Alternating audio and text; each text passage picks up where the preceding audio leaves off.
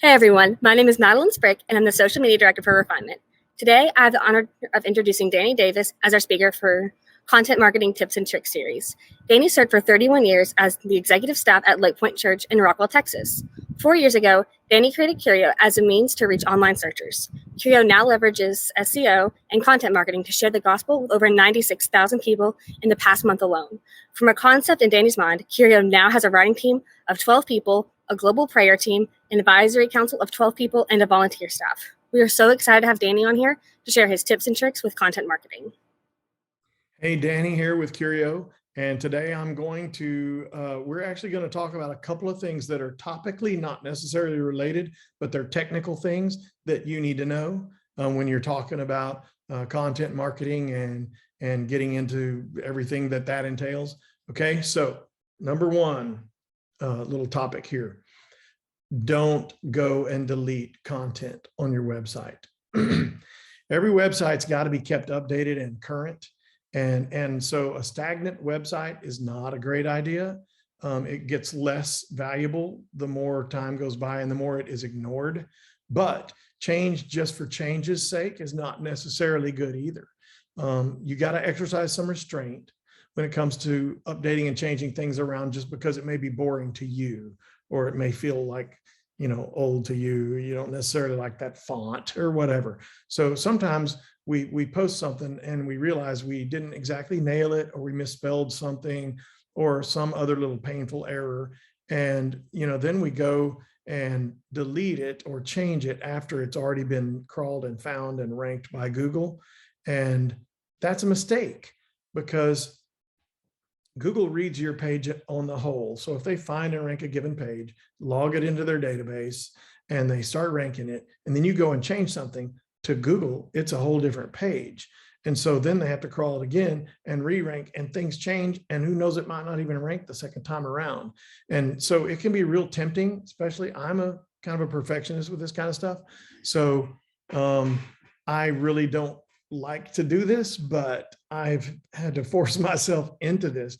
It's very tempting to keep going back and tweaking stuff and changing the look and jacking with this font or whatever. But every change you make endangers that piece of content to fall in rankings, because it will be considered something new.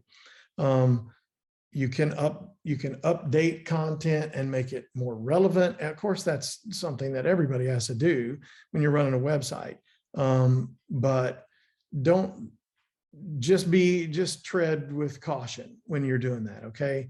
Don't make a change to something unless that's ranking already, or that's been already crawled, that doesn't necessarily change its impact. I mean, I literally know of someone who makes $2,000 a month in the insurance space off of an article with a misspelled title, and it's glaring, but it's because people misspell it when they type it in. And so, it's not he left it, and if he changed that spelling, that would be a bad move. So if you can live with it, instead of going back and changing or deleting content, move forward and just post something new and better. Content's valuable even when it's not perfect, if it's good content. Also, remember, making a change is not necessarily the kiss of death. Just kind of generally keep it in your mind. If it's working, just move on and do the next thing. Okay. Now, the other technical issue I want to talk about today is speed. Nobody likes to see that spinning wheel when they're trying to load a site. And people talk about this all the time. It's probably not news to you, but one of the main factors for ranking is the speed of your website. And it's becoming more important all the time as everybody's on their phones and they're on 5G or whatever. And it needs to be fast. Okay. If your website is slow loading, there are all kinds of tools you can find. You just, Google it like everybody else, and find tools for checking the speed of your site. You might need to compress your photos. That's plugins that can do that that's doable by a webmaster. If you have somebody run your website, they know exactly what you're talking about. Just put that kind of at the front of your mind that speed does make a difference.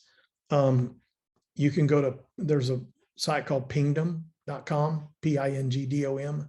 That's a good place to, check and see how fast your site's loading, or a specific page.